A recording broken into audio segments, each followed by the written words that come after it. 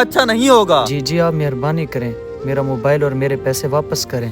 मैं एक शरीफ आदमी हूँ और मैं कोई भी रोला नहीं चाहता। ये मोबाइल और पैसे आपके ही हैं और मैं आपको वापस करने आया हूँ, लेकिन जैसा आप सोच रहे हैं वैसा कुछ भी नहीं है। अब तुम्हारी चोरी पकड़ी गई है ना, इसीलिए ऐसा कह रहे हो। बस तुम तो अब खामोश ही हो जाओ। क्या आपको याद है जब आप नमाज पढ़ने आए थे, मैं यहीं पे खड़ा था? जी बिल्कुल, आप सही कह रहे हैं। जी जी, मैं अच्छी तरह जानता हूँ।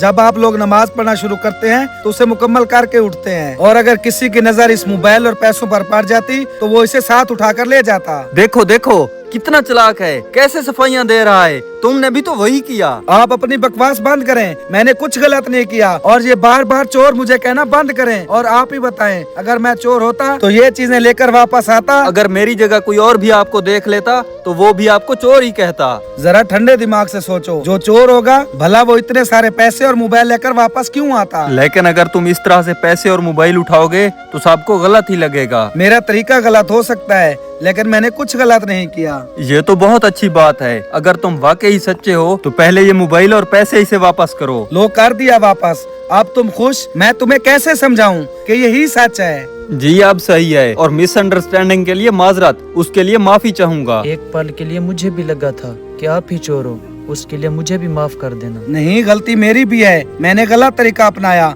आप मुझे माफ कर दें और अपने पैसे और मोबाइल चेक कर लें। जी पूरे ही हैं और आपका बहुत शुक्रिया। मेरी नीयत खराब नहीं थी, मैंने सिर्फ आपकी मदद करना चाही।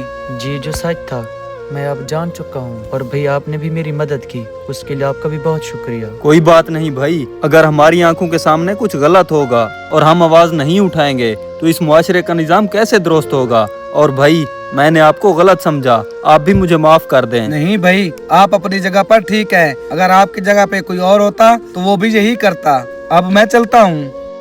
जहरी शक्लो सूरत से धोखा ना खाएं, क्योंकि हकीकत इससे मुख्तलिफ हो सकती है।